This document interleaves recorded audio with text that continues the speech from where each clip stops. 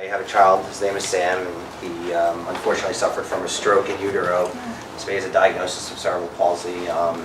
He's 7 years old, he doesn't walk, talk, he has seizures, and at the time my background is in banking, so I worked 16 years on Wall Street. I did 8 years at Morgan Stanley, 8 years at Goldman, and my son was born during my time at Goldman Sachs, and then you're thrust into this world of, well, what do you do? And my wife is a speech pathologist, so she understood more of the therapeutic component and early intervention, and we actually, at the time, we were living in Hoboken, New Jersey when my son was born.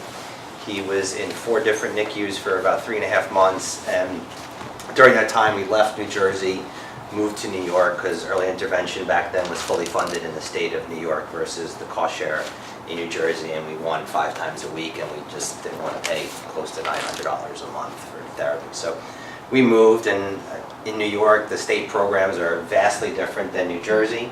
Unfortunately, when you do bounce around like this, you always have to relearn the state programs. Insurance is pretty much the same throughout the United States, depending on your plan, but again, state programs are dramatically different. So when I moved back to New Jersey, like was said, a lot of it depends on, as I'm sure everybody here knows, who you get on the other end of the phone. So I used to drive down to Trenton or Newark with my box of donuts, and I would pass them out to the managers so they remember me as the donut guy, and I refused to speak to the person, the first person, and you politely throw them a donut and say, who's your manager? And then who's your manager? And then who's your manager? And then you start to get an answer, and then you start to question that answer and be very cynical. But over time, you eventually learn what's right, what's wrong. You kind of get rid of the fluff, and unfortunately there is a lot of information out there that is incorrect, or it's just not the most clear, and especially when you get a presentation, let's say from DCF, which now took over the 21 and under population for DDD.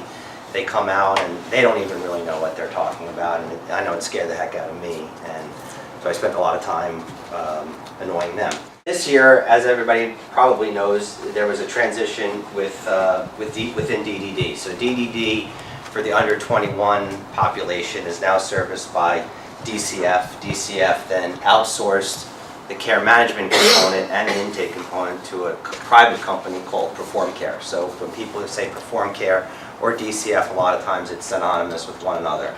And all this, I'm sorry, let me just take a step back. Everything that we're going to talk about is in here. We have the state programs that we're going to touch on are these little handouts, and then the insurance is the PowerPoint.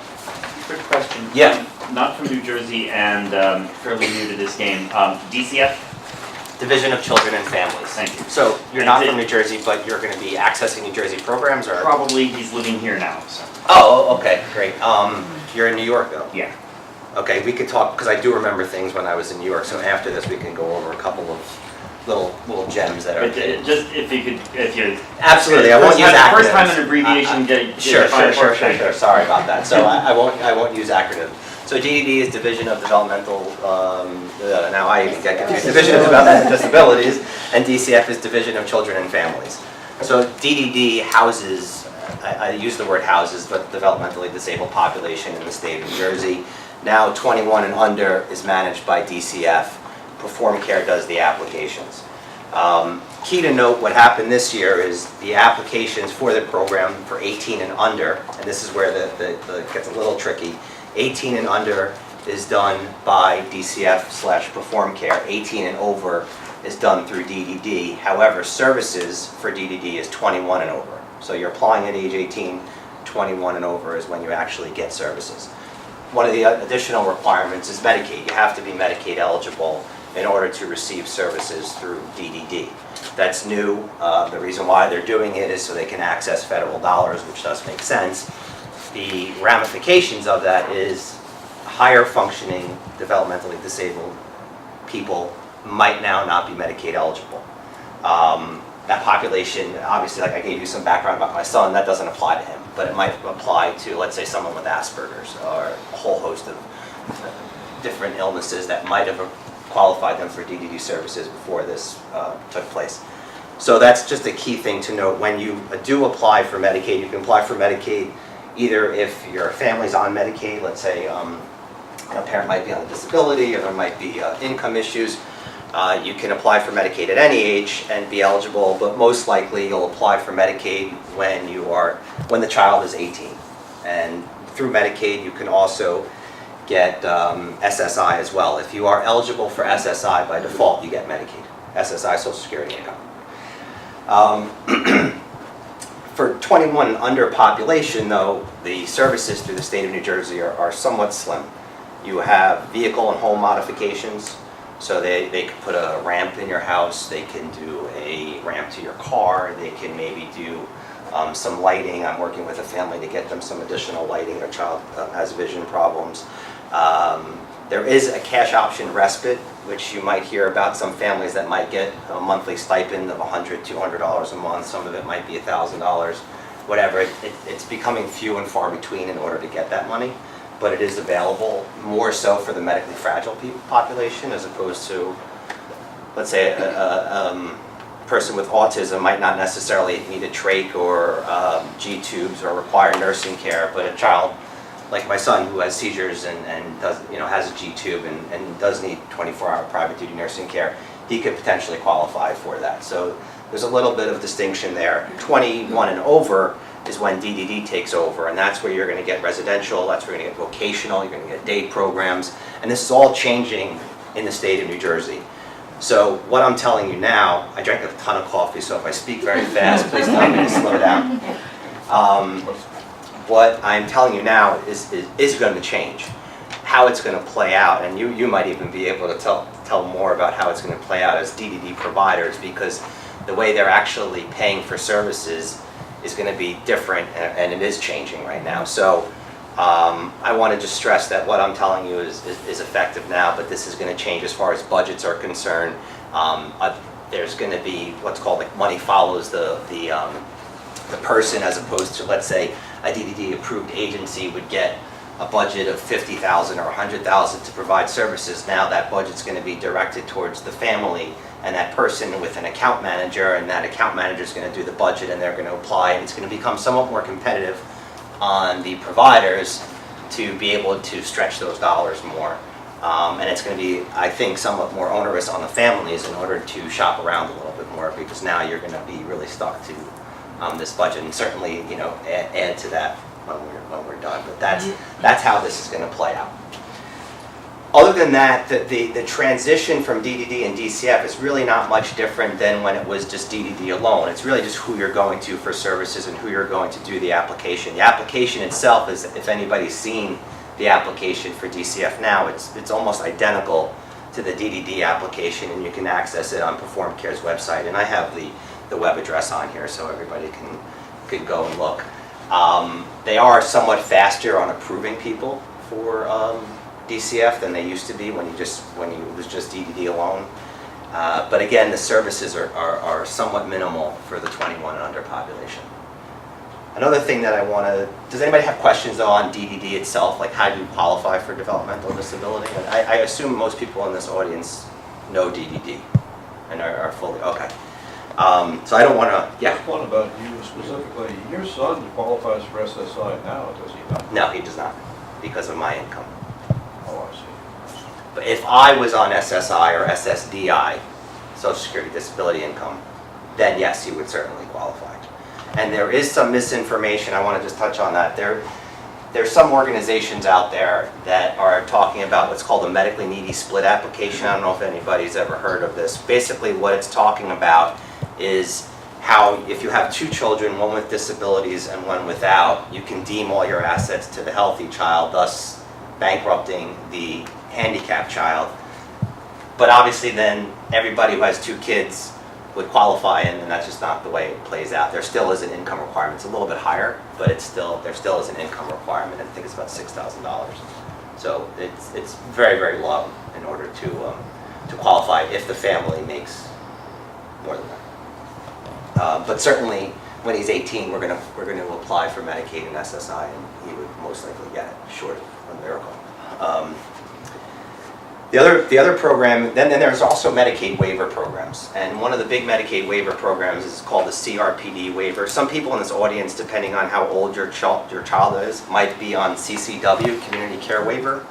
That has now gone away. I don't want to say it's gone away. I want to choose my words carefully because it depends on the age of the child. But the new entrants into this universe are not getting CCW. They're getting other types of Medicaid waiver programs. So there is a program called the CRPD waiver, Community Resources for People with Disabilities, and that's this. Basically what this does is your income doesn't matter now because it's a waiver, it's waiving your income, and it's all based on the actual need of the child. It should be in there, the CRPD.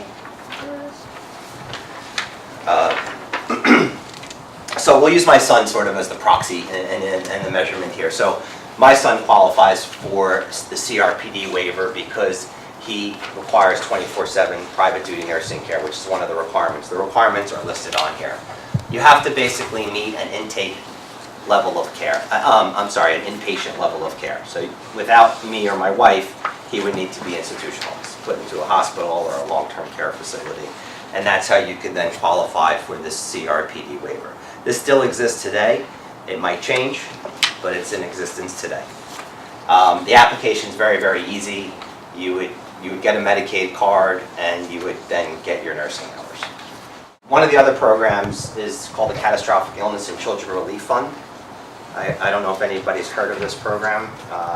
They don't really advertise it, although it's a great program. It's CICRF. No, not good? Oh, no.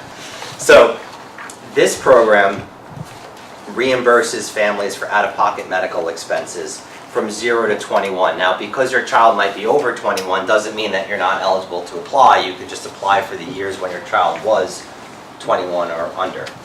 The way the program works, it is based on your income to the extent that your out-of-pocket medical expenses have to meet certain thresholds of your income. So it's 10% on your first $100,000 in income, and it's 15% thereafter. So if somebody who makes $100,000 a year is spending $10,000 or more in out-of-pocket medical expenses for that one child for a 12-month period, it doesn't have to be calendar, it could be any 12-month period, you could then apply to this fund. That would be premiums, this would be deductibles, co-insurance, gas to and from doctors, plane tickets if you have to travel, let's say, to a facility with your child, vehicle modifications, home modifications, you name it. This speech, PT, OT, ABA, wheelchairs, the list goes on and on. This program reimburses a maximum of $100,000 per year, and you can get that every single year, so it's not like that's the max that you can get from age 0 to 21. So presumably, if you qualify, you can get $2.1 million from this program, but you have to qualify under those income thresholds. You just have to make sure that your out-of-pocket medical expenses, again, are 10% on your first $100,000, 15% thereafter. And that's why it doesn't really matter on your income, but it matters as long as you're spending over that certain threshold. There are certain caps on what they pay. So speech, they pay at max $3,000 for a 12-month period. So if you incur $15,000 in out-of-pocket medical expenses, the caps right now is $3,000. For ABA, it's $6,000. For, let's say, an elevator, it's about $22,000, and all these are subject to change at any time. So what I'm telling you is effective today, but this can always change tomorrow. The program can cease to exist tomorrow. You never really know. The risk to families is that some families rely on this program, so they take out home equity loans. They pay for these out-of-pocket medical expenses. They then incur the expense over a 12-month period. They then apply. The application takes about 8 to 12 months for it to be approved, so you could be out of pocket from your first penny until you get it back, close to 24 months. And during that time, the program can change. And I've seen that happen. It's not their intention. They don't want, their intention is to reimburse. It's funded by by New Jersey taxpayers. It comes out of your paycheck. That's how it's funded. And it's about $40 million is roughly the budget right now. And they have maybe a couple hundred families apply because most families don't even know it exists. But it's great, and I've seen it really help tremendously. So some families, before you raid your 401ks or do any of these types of things, look into this program. It really is a phenomenal program. That was sponsored by, at the time he was Senator Donald DeFrancesco. the Okay. former governor. He was the one who came up with this idea. Now there's about 16 states in the US that have this, all modeled after New Jersey. Massachusetts has it. I have some clients that that live in Massachusetts and send their children to out-of-state residential treatment centers for a lot. That's more for mental health. But New Jersey was really developed this program, and many states mirror this, and it really saves a tremendous amount of money for families. So, the name might be a little misleading, called a catastrophic illness and children relief fund. Some people think that it has to be a car accident or some god-awful disaster, not for a developmentally disabled child, but it does exist. They do pay. They're very nice. In order to get approved, though, here's where it's always tricky your first year when you do this, because you have to have proof of payment, which some people pay cash for some things, some people pay credit card, check, so you're kind of all over the place your first application. You have to have all your explanation of benefits, and you have to have all your invoices from your providers. So those three things are needed in order to successfully get the application approved. You'll also then send in your tax return if it's on a calendar year. If it's not on a calendar year, they'll want to see pay stubs. So that's why the first application is usually a little cumbersome, because again, most people don't know about it. They're trying to find all the receipts and put everything together. But thereafter, it's very straightforward. So what I always tell families is a good thing to do is you create a separate account, not in your child's name, because you don't want any assets in their name, but you create a separate account, you pay all medical expenses out of that one account, so then when or if you do qualify for this fund, you can then go to one place, and it's much easier. And for people that children are over 21, you can still apply. You can go back to 1987 and do this application. So even if you incurred these expenses 10 years ago, if you can dig up those receipts and put everything together, you can still apply. It might be hard to do it, but you can still do it. And they'll work with you. The reason why they require all these documents is, of course, they're cutting families rather big checks, and they want to make sure these expenses are legit and you're really paying a provider, and that it's easy to be fraudulent when it comes to these types of things. So that's why it takes a very, very long time for them to do their audit and cut you a check. And I want to talk about insurance, because insurance is the big issue that we all deal with. Is what is my insurance provider doing? What am I entitled to? Is my insurance plan fully funded, self-funded?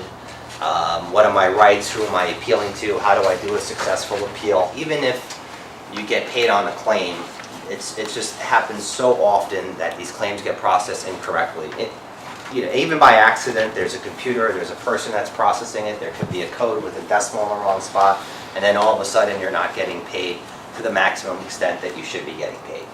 So just to quickly start, we have, obviously there's many different types of insurance plans. You have your HMOs, you have your PPOs, you have your POSs, and these plans all vary depending on whether or not you can go out of network for services or staying in network for services. So an HMO is obviously an in-network plan. I'm sure most people know this. So you're bound to only go to doctors that are in network and take insurance. Benefit of an HMO is the deductibles and the premiums are very, very low. But you're then limited to only go to a certain amount of doctors. They have to take in your insurance. They cannot balance bill you. But the wait times for doctors can be very, very long, and the pool of providers can be small, especially if you're looking for a physical therapist or occupational therapist. More of those providers that might be one or two, in a small office. Most of them just simply don't take insurance. You may have to go to a hospital to access care under an HMO. PPOs is the exact other end of the spectrum, whereby you can go in network or out of network. Your premiums and deductibles versus an HMO are significantly higher because you have those options. The other thing is that depending on whether or not your provider takes insurance or doesn't, you have to lay out the money first, then you submit a claim to your insurance provider, then they pay you, and they take out their deductible, and they take out their co-insurance, and they base it on reasonable and customary from Kentucky. I've seen families who've gone for back surgery in Midtown Manhattan, and they get back $2,000 because that's what the reasonable and customary rate is. Well, not in Midtown Manhattan. That just doesn't exist. But we'll get into that as we go. One of the big issues that people need to understand is whether or not their plan is fully funded or fully insured or self-funded or self-insured. And what this means is really who regulates your insurance plan.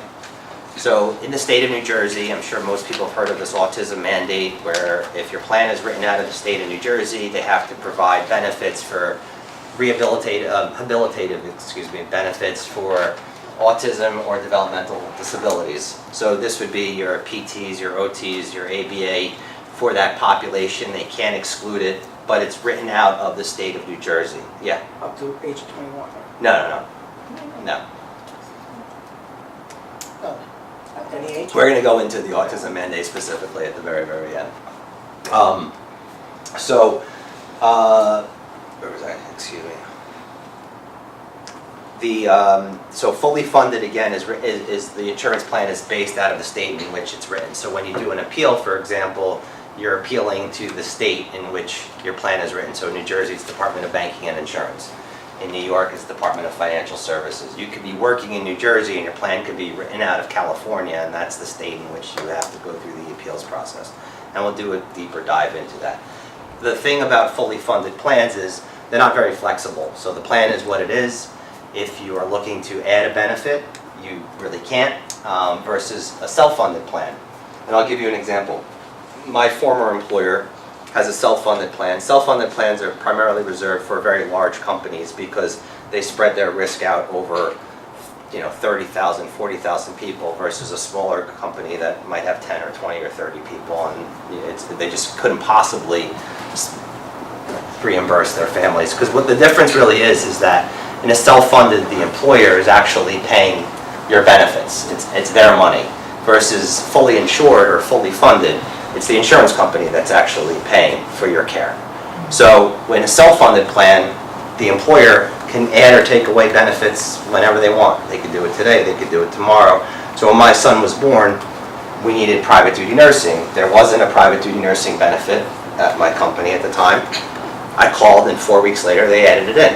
And it cost them about $500,000 a year to pay for my son's care, but thank God they said okay, and they did it. Now they have to offer it to 30,000 people and it can become incredibly expensive. The one thing I will say is never call an insurance company and ask them to tell you about your plan, because you will get 5 different answers for the same question. And even if you write down the person's name and number and date, that means nothing, because they will just say, oops, we made a mistake. You always want to see it in writing in the summary plan description. And everybody can access that either through who they bought the insurance plan with, if you did it privately, or through their employer. It's accessible. And again, it's a few hundred pages. It's not the 3 to 10 page high-level summary. You really want to dive deep into the meat. So that's plan exclusions and limitations. The other thing that I want to talk about is deductibles and co-insurance. So this is what you have to pay before your insurance plan kicks in. So your deductible is, I'm making up numbers here. Let's say you have a plan that has a $2,000 per person deductible and a $5,000 per family deductible. What this means simply is that once you start accessing services, your first $2,000, if that's your deductible, is on you. Insurance isn't going to kick in at all. You're out of pocket that money. That money, back to the catastrophic illness fund, is eligible to be reimbursed through the fund because that's an out-of-pocket medical expense. But that's on you. Thereafter, your plan might have co-insurance and it might be a 60-40 split. Well, they'll reimburse you 60 cents on the dollar to your 40 cents on the dollar, or 60%. So you go to a therapist for $100 and it's an approved benefit. They'll pay you 60 and you're responsible for 40 up to a certain amount called the out-of-pocket max, and then thereafter they should then start to reimburse you at the full 100%. It's very important to keep track of your co-insurance and your deductibles, because often insurance companies apply this incorrectly. They will, once you meet your deductible, they might still take more out of your deductible because they just haven't processed it correctly. Or your co-insurance might be a 70-30 and for some reason they process a 60-40. The other thing is, it's very important to know that certain procedures do have different co-insurance rates. So sometimes a hospital stay might reimburse at a different rate, at a higher rate than, let's say, if you go to an outpatient physical therapist. So that would all be in your summary plan description.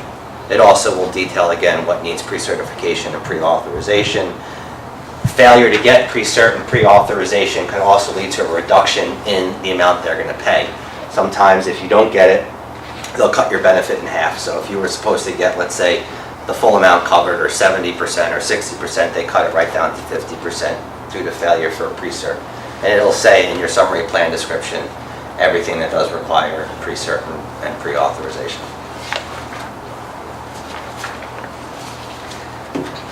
It's also very important to note how your plan actually reimburses. So some plans reimburse based on reasonable and customary, and that was that Kentucky example that I was given. So what they do is insurance companies look at the zip code in which the service was performed. They supposedly, because I'm very cynical, they supposedly look at other services, the same service provided within that same geographic region, and they say, okay, physical therapy in this area in Warren is $100 an hour, so that's what we're going to pay. They might say it's $50 an hour and you paid $100, well then, tough luck on you because they're only going to reimburse you the $50. So some plans based on reasonable and customary, or UCR, usual and customary rates, and some plans, whether or not you're on Medicare, and this is actually coming up more and more, some plans base reimbursement on Medicare. Even if you're not on Medicare, that's how they reimburse. So I'll give an example of this doctor that I had spinal surgery, spent $60,000 in Manhattan, Medicare reimburses $2,000, his plan paid 250% of the Medicare rate. So he got back, after all this argument, $4,000, when he was thinking after he got approved that he was going to get back $60. It's because his plan switched from reasonable and customary the year before to pay now based on Medicare. So when you're hearing in the news, Medicare rates are getting cut, this will affect a large population, in this room, whether or not you're on Medicare. So it is very important to know how your plan bases reimbursement. So let's say, I just want to give you an example. So let's say you go to a therapist and it's $100 and the reasonable and customary is $50, and let's say your plan is a 60-40 split. So they'll actually, that difference of 50 to 100 is on you, plus they'll only pay 60% of that 50.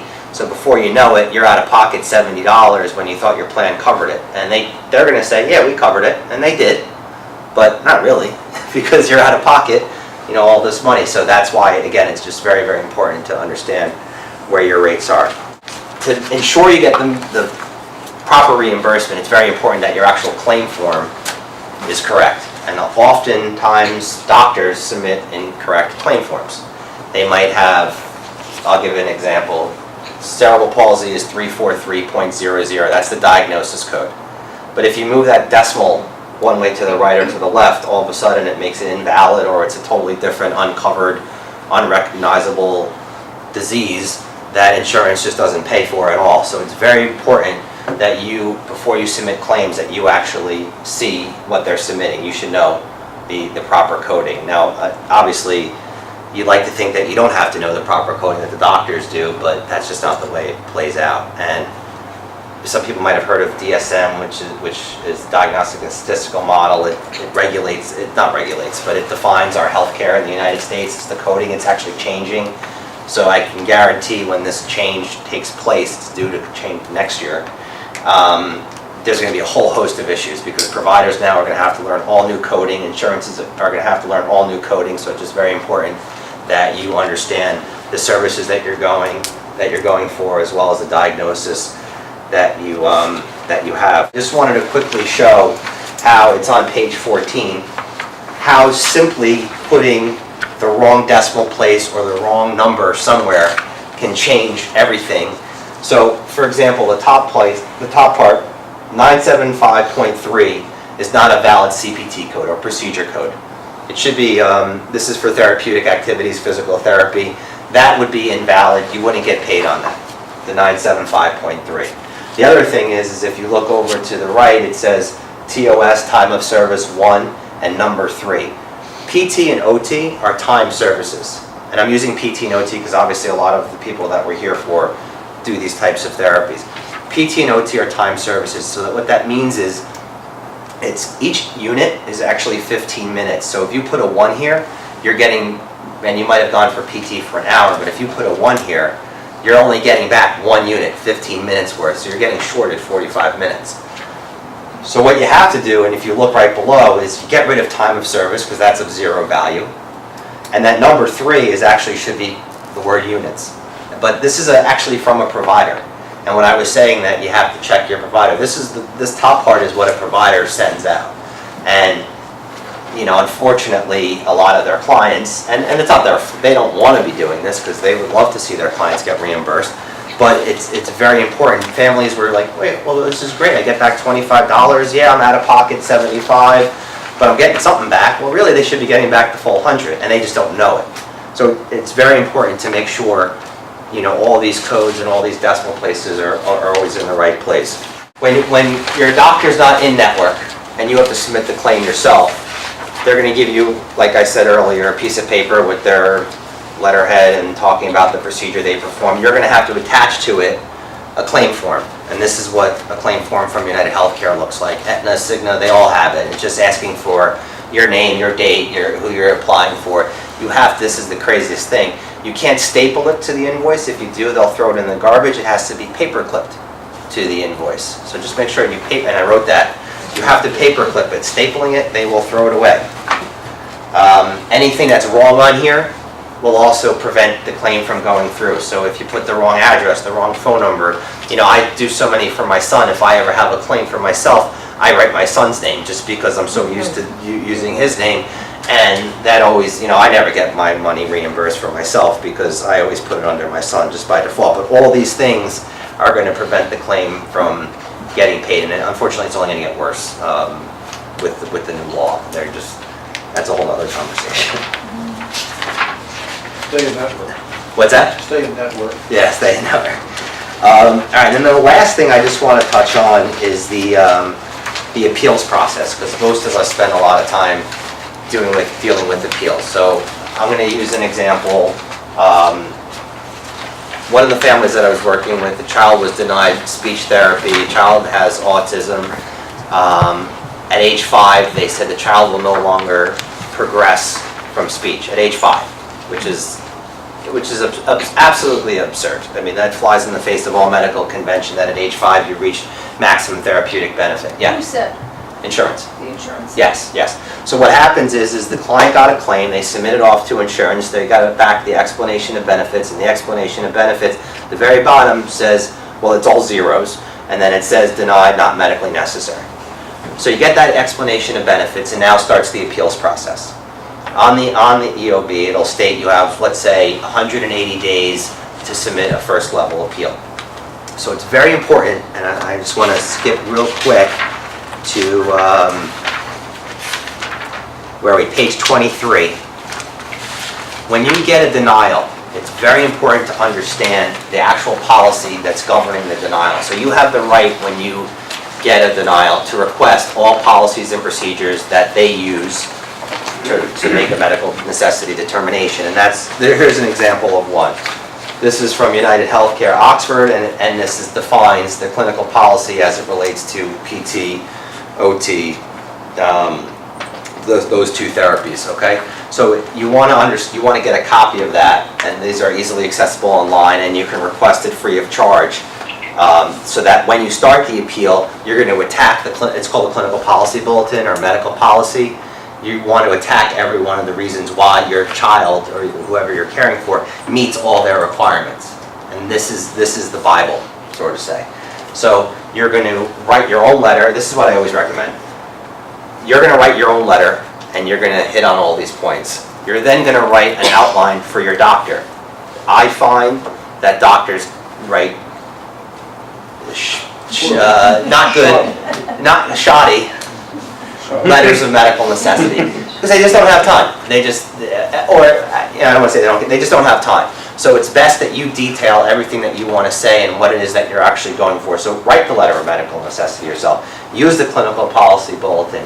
State that they've been seeing your child or your loved one for 10, 15, 20 years. This is the progress that he's made.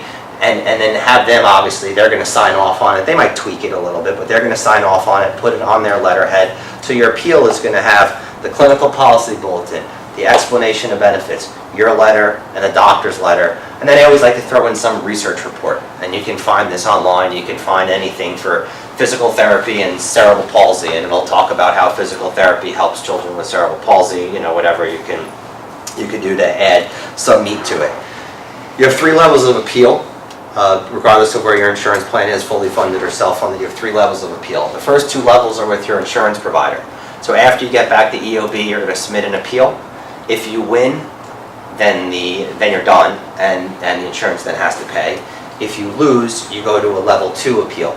Level 2 appeal is done at the insurance provider again, but it's supposedly with a different group within the insurance provider, and it's some medical expert that knows physical. That might be a physiatrist, a pediatrician, depending on what the issues are. Typically, if the level 1 is denied, the level 2 most likely will be denied because it's the same insurance company. Unless, of course, what you're asking for is a very relatively small item. They just don't want to have to pay too much to fight you at the state level. So if you lose the level 2 appeal, now, depending on whether your plan is fully funded or self-funded, you're either appealing to the state in which your plan was written, Department of Banking and Insurance in New Jersey, or you're appealing what's called an IURO, Independent Utilization Review Organization. Doesn't really matter what the acronym means. Basically, it's sending it out to a third-party company that sits there all day and makes medical necessity determinations independent of your insurance company. All these decisions that the independent IURO or Department of Banking and Insurance or whatever state regulator renders the decision is binding on your insurance company. So if they say this is medically necessary, your insurance company, has to pay on that claim. If they say no and your denial is upheld, you can then go to court. So you're not done, but they're done at any time that the ruling gets ruled in your favor. And here's an interesting statistic. From a few years ago, the state of New Jersey conducted a study, and they pulled 2.9 million managed care plans in the state of New Jersey, and 434 people appealed. So obviously that's less than 0.01%. Of that, about 60% won.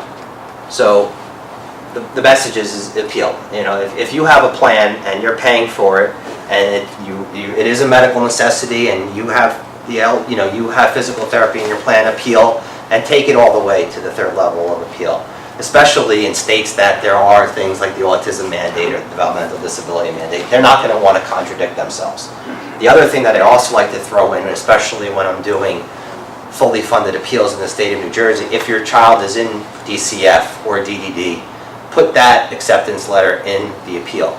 Because what that does is you're demonstrating that the state has already ruled that your child is developmentally disabled.